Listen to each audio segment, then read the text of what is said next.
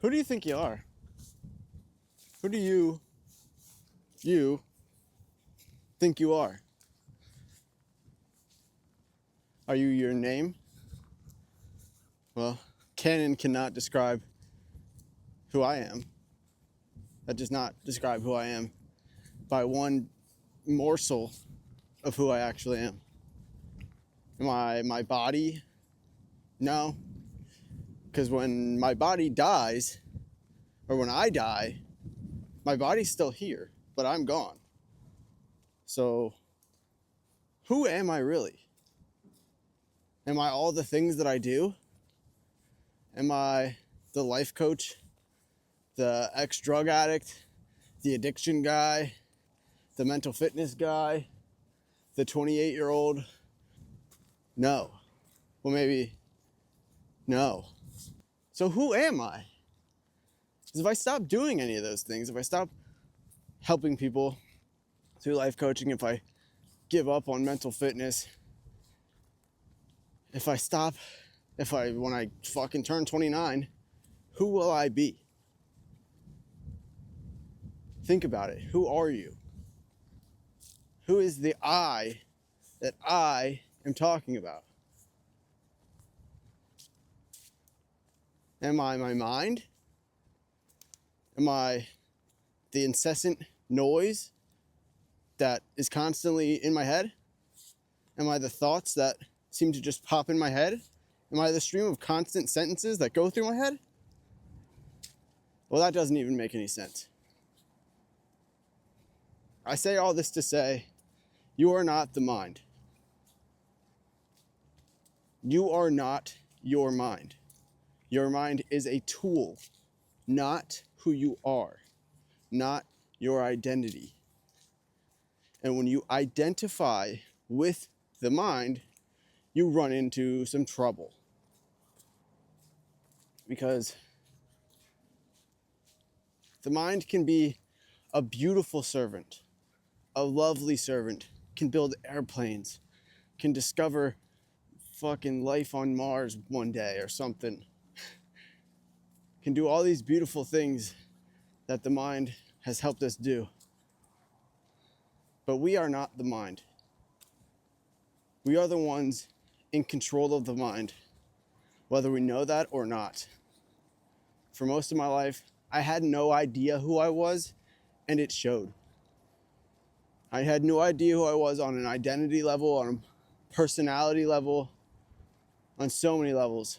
But the biggest one being was not understanding that I was not the mind. I was not the voice in my head.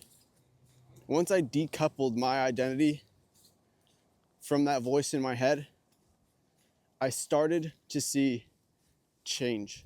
I started to see how I could change, how I could become who I had become through listening to this constant noise in my head. I had become homeless. I had become miserable beyond belief. I had become in jail. I had become so many negative things that I hated. I hated myself. Why? How? How did I learn to hate myself? What even is life to the point where I'm hating myself? I just spawned in on this planet and I hate who I am? That doesn't even make any sense. Once I recognized that I was the observer, the spirit, the one watching my mind and all of the senses, I started to make massive change. I started to feel an overwhelming sense of peace and empowerment. My life started to change. So how do you do this then? How did I uncouple or decouple my identity from my mind, from my body, from my past? I started to ask questions like, who am I? Am I my body? Am I my mind? Am I my name? Am I the things that I've been through or have done or experienced? Am I my trauma? And for all of those questions, it was a no. It was a no. Because none of those answers made sense. I couldn't be something in the past. I couldn't be the fucking seemingly random thoughts that went through my head. So I started to feel around. I started to look for answers. I started to read. And the one thing I kept coming back to was consciousness, was awareness, spirit, I like to call it, soul. I am the soul. I am the spirit. I am consciousness. I don't have some big actionable step for you right now. I don't have some productivity, bro. Fucking meditate 20 hours a day and you'll realize you're God. I don't have it. What I do have is a line of questioning. Ask yourself, who are you? And when you get to the conclusion that you are consciousness, that you are soul, that you are the void behind it all, then you can choose who you want to be. Then I can choose who Cannon is. Is Cannon a homeless junkie sitting in a rehab center reading books about the mind? Well, he was. But Cannon is also a very intelligent, determined, loving, authentic person. Cannon is happy. Cannon is on purpose. Cannon is living his dream.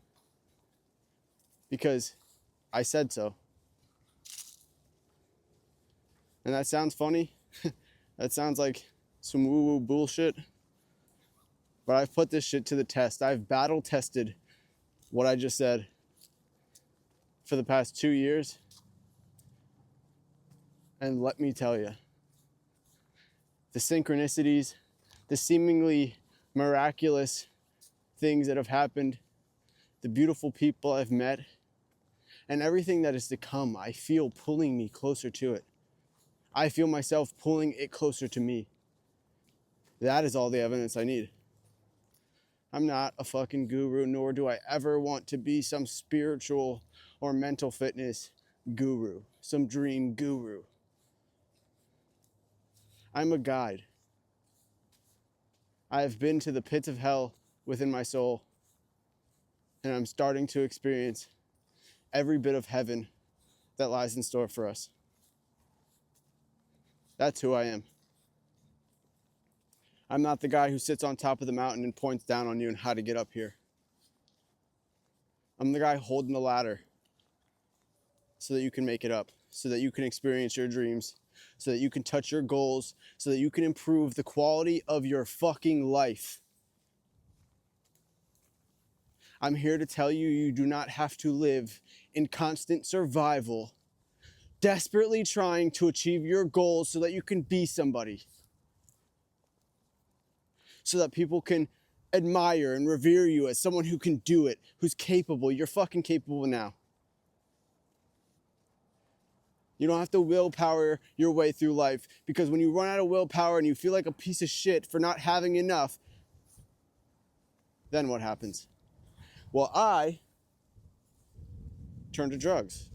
Other people turn to food. Other people turn to addictions and video games and scrolling on their fucking phone.